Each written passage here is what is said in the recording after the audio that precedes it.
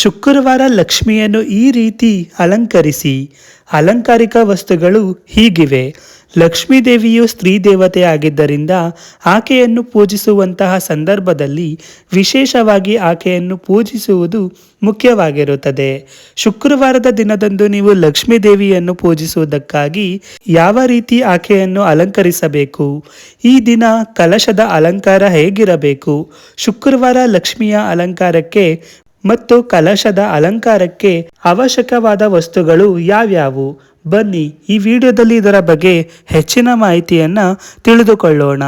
ಅದಕ್ಕೂ ಮುಂಚೆ ನೀವೇನಾದರೂ ನಮ್ಮ ಚಾನಲನ್ನು ಸಬ್ಸ್ಕ್ರೈಬ್ ಮಾಡಿಲ್ಲ ಅಂದರೆ ದಯವಿಟ್ಟು ಸಬ್ಸ್ಕ್ರೈಬ್ ಮಾಡಿಕೊಳ್ಳಿ. ಸಂಪತ್ತು, ಸಮೃದ್ಧಿ ಮತ್ತು ಆಧ್ಯಾತ್ಮಿಕ ಸಮೃದ್ಧಿಯ ದೈವಿಕ ತಾಯಿ ಎಂದು ಕರೆಯಲಾಗುವ ಲಕ್ಷ್ಮೀ ದೇವಿಯನ್ನು ಶುಕ್ರವಾರದ ದಿನದಂದು ಆರಾಧನೆ ಮಾಡಲಾಗುತ್ತದೆ. ಲಕ್ಷ್ಮೀ ದೇವಿಯ ಪೂಜೆಯು ನಮಗೆ ಸಂತೋಷದಾಯಕ ಹಾಗೂ ಸಮೃದ್ಧಿಯುತವಾದ ಜೀವನವನ್ನು ಕರುಣಿಸುತ್ತದೆ. ಲಕ್ಷ್ಮೀ ದೇವಿಯನ್ನು ನಾವು ಯಾವಾಗಲೂ ಶಾಸ್ತ್ರೋಕ್ತವಾಗಿ ಹಾಗೂ ನಿಯಮಬದ್ಧವಾಗಿ ಪೂಜಿಸಬೇಕೆಂದು ಹೇಳಲಾಗುತ್ತದೆ. ಲಕ್ಷ್ಮೀ ದೇವಿಯ ಆರಾಧನೆಯು ಭಕ್ತಿಗೆ ಸುಖ, ಶಾಂತಿ, ಸಂತೋಷ ಮತ್ತು ಸಮೃದ್ಧಿಯನ್ನು ಕರುಣಿಸುವುದು. ಶುಕ್ರವಾರದ ದಿನದಂದು ಲಕ್ಷ್ಮೀ ದೇವಿಯನ್ನು ಪೂಜಿಸುವುದಕ್ಕಾಗಿ ಆಕೆಗೆ ವಿಶೇಷವಾದ ಅಲಂಕಾರವನ್ನು ಮಾಡಲಾಗುತ್ತದೆ.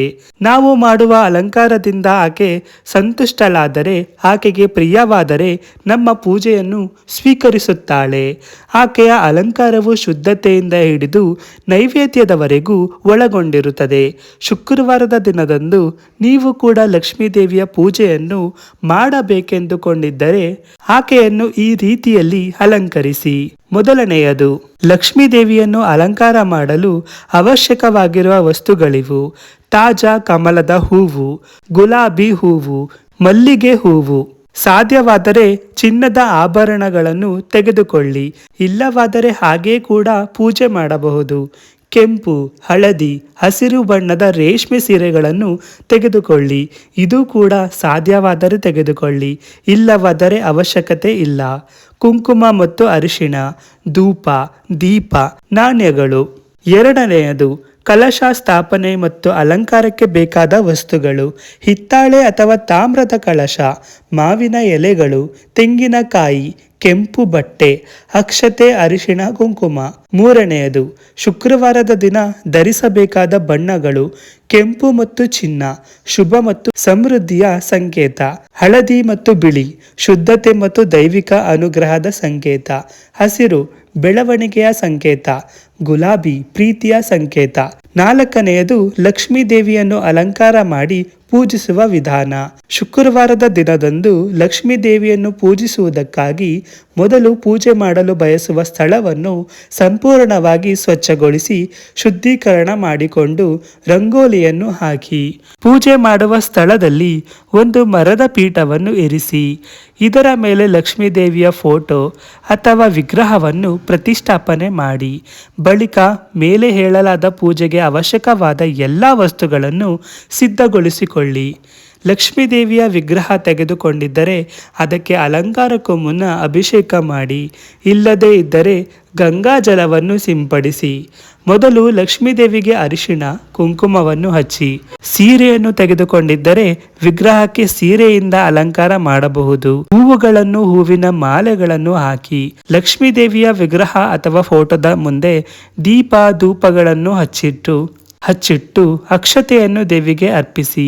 ಲಕ್ಷ್ಮೀ ದೇವಿಗೆ ಪ್ರಿಯವಾದ ನೈವೇದ್ಯವನ್ನು ಅರ್ಪಿಸಿ ಆರತಿ ಮಾಡಿ ಪೂಜೆಯನ್ನು ಪೂರ್ಣಗೊಳಿಸಿ. ಈ ಸಮಯದಲ್ಲಿ ನೀವು ಲಕ್ಷ್ಮೀ ಮಂತ್ರವನ್ನು ಕೂಡ ಪಠಿಸಬಹುದಾಗಿದೆ. ಐದನೆಯದು, ಕಳಶ ಸ್ಥಾಪನೆ ಮತ್ತು ಪೂಜೆ. ಲಕ್ಷ್ಮೀ ದೇವಿಯ ಮುಂದೆ ಕಳಶವನ್ನಿಟ್ಟು ಪೂಜೆಯನ್ನು ಮಾಡಲು ಬಯಸಿದರೆ ಮೇಲೆ ತಿಳಿಸಿದಂತಹ ಲೋಹದ ಕಳಶವನ್ನು ತೆಗೆದುಕೊಳ್ಳಿ. ಕಳಶದಲ್ಲಿ ನೀರನ್ನು ತುಂಬಿಸಿ. ಕಲಶದ ಮೇಲೆ ಮಾವಿನ ಎಲೆಗಳನ್ನು ಮತ್ತು ತೆಂಗಿನಕಾಯಿಯನ್ನು ಇರಿಸಿ.